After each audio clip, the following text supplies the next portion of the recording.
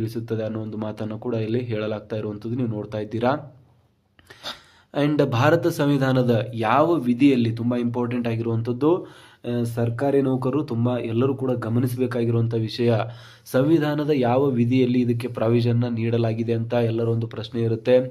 ಭಾರತ ಸಂವಿಧಾನದ 311ರ ವಿಧಿಯ ಪ್ರಕಾರ ನೌಕರರನ್ನು ಏಕಾಏಕಿ ವಜಾ ಮಾಡುವಂತಿಲ್ಲ ಅಂತ ಹೇಳಲಾಗ್ತಾ ಇದೆ. ಸೊ ಬೇಸಿಕಲಿ 311ರ ವಿಧಿ ಏನಿದೆ ಇದರಲ್ಲಿ ಒಂದು ಪ್ರಾವಿಷನ್ನ ಸರ್ಕಾರಿ ನೌಕರಿಗೆ ನೀಡಲಾಗಿದೆ. ಏಕಾಏಕಿ ಒಂದು ವಿಚಾರಣೆಯನ್ನು ನಡೆಸದೆ ನೌಕರರನ್ನ ಒಂದು ಕಂಪ್ಲೇಂಟ್ನ ಆಧಾರದ ಮೇಲೆ ವಜಾ ಮಾಡುವಂತಿಲ್ಲ ಅಂತ ಇಲ್ಲಿ 311ರ ವಿಧಿ ತಿಳಿಸ್ತಾ ಇರುವಂಥದ್ದು ನೋಡ್ತಾ ಇದ್ದೀರಾ.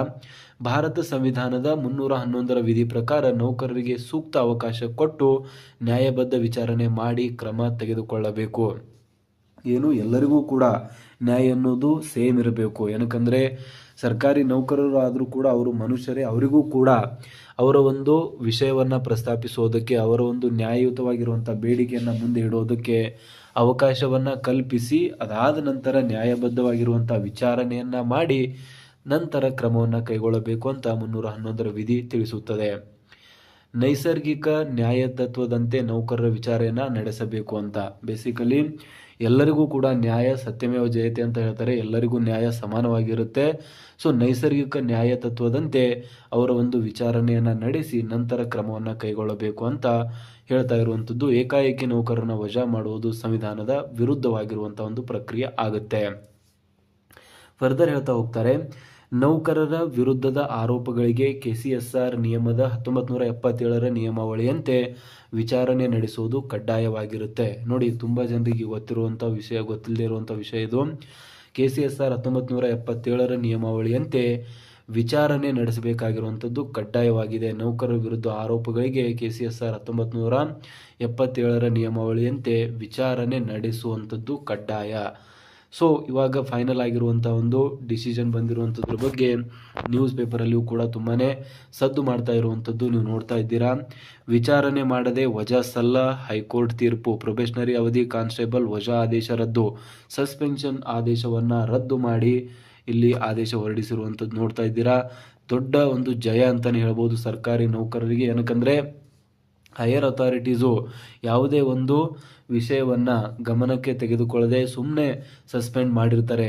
ಅದು ಕೂಡ ಪ್ರೊಬೇಷನಲ್ಲಿ ಇರುವಂಥ ಒಂದು ಕಾನ್ಸ್ಟೇಬಲ್ ಅವರನ್ನು ಇಲ್ಲಿ ವಜಾ ಮಾಡಿರುವಂಥದ್ದರ ಒಂದು ಪ್ರಕರಣಕ್ಕೆ ಸಂಬಂಧಿಸಿದಂತೆ ಇಂದು ಹೈಕೋರ್ಟ್ನಲ್ಲಿ ಮಹತ್ವದ ತೀರ್ಪು ಬಂದಿರುವಂಥದ್ದು.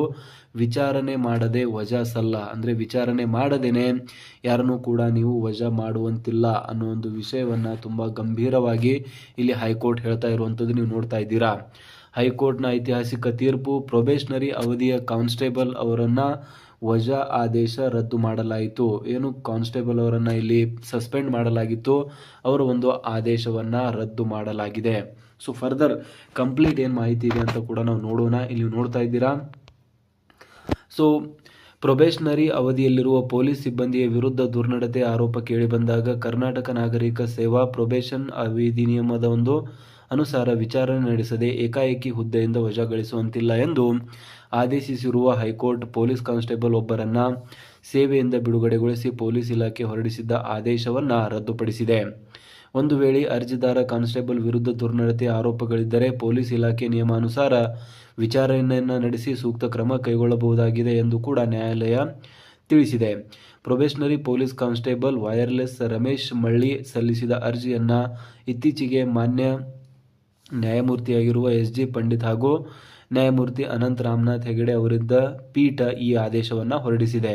ಸೊ ಬೇಸಿಕಲಿ ಪ್ರಕರಣ ಏನಿದೆ ಅಂತ ನೀವೇನಾದರೂ ನೋಡೋದಾದರೆ, ಅರ್ಜಿದಾರ ರಮೇಶ್ 2017ರ ಜೂನ್ 13ರಂದು ಪೊಲೀಸ್ ಕಾನ್ಸ್ಟೇಬಲ್ ವೈರ್ಲೆಸ್ ಆಗಿ ನೇಮಕಗೊಂಡಿದ್ದರು. 2018 ಫೆಬ್ರವರಿ 22ರಂದು ಪೊಲೀಸ್ ಸಬ್ ಇನ್ಸ್ಪೆಕ್ಟರ್ ಸಿವಿಲ್ ನೇಮಕಾತಿಗಾಗಿ ಅರ್ಹ ಅಭ್ಯರ್ಥಿಗಳಿಂದ ಅರ್ಜಿ ಆಹ್ವಾನಿಸಿದ್ದ ಪೊಲೀಸ್ ಇಲಾಖೆ ಈಗಾಗಲೇ ಸೇವೆಯಲ್ಲಿದ್ದವರಿಗೂ ಪರೀಕ್ಷೆ ತೆಗೆದುಕೊಳ್ಳುವ ಅವಕಾಶ ನೀಡಿತು. ಇದರಿಂದ ರಮೇಶ್ ಇನ್ ಸರ್ವಿಸ್ ಸಿಸಿಬಿ